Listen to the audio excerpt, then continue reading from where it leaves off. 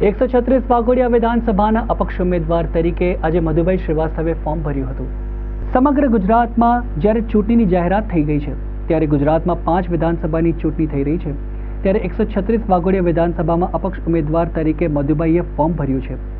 2022ની ચૂંટણીમાં અપક્ષ ઉમેદવાર તરીકે ધર્મેન્દ્રસિંહ વાઘેલા જીત્યા હતા, જેની સામે કોંગ્રેસ તથા મધુભાઈ હારી ગયા હતા, પણ ધર્મેન્દ્રસિંહ ભાજપામાં જોડાવા માટે પદ પરથી રાજીનામું આપતા ફરી પેટા ચૂંટણી આવી રહી છે, જેમાં ભાજપા તરફથી ધર્મેન્દ્રસિંહ વાઘેલા તથા કોંગ્રેસમાંથી કનુભાઈ ગોહિલ છે, ત્યારે મધુભાઈએ અપક્ષ ઉમેદવારી નોંધાવી છે।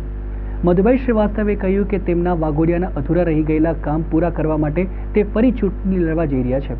ત્યારે આજરોજ તેમના પુત્ર દીપકભાઈ અને પુત્રી નીલમબેન તથા તેમના સમર્થકો સાથે મોટી સંખ્યામાં વાઘોડિયા ખાતે ફોર્મ ભર્યું હતું। મારો વિરોધ હતો, જેને ટિકિટ આપી હતો લોકસભા બી લડત, એમને ટિકિટ જ ના આપી તો ભારતીય જનતા પાર્ટીના આગેવાન શહેરના મોવી એ આવીને મારા જોડે મિટિંગ કરી ગયા અને મિટિંગ કરીને કીધું કે મધુભાઈ અમારે ઉપરનું જોજો, નીચે તમારે જે કરવું એ કરજો।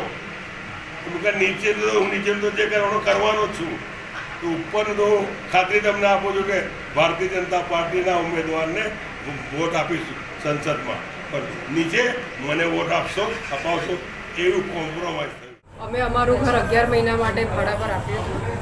હવે ભાડું વાતે ઘરને કેવી રીતે ચલાવવું એ પ્રજા અને જનતા જાણે છે, અને એનો જવાબ એ જે ઘરના માલિકો છે એ જ નક્કી કરશે કે આપણે ફરી એ ભાડુઆતને આપવાનો છે કે જે ઓરિજિનલ એમના જે રખવાલા હતા એમને આપવાનો છે।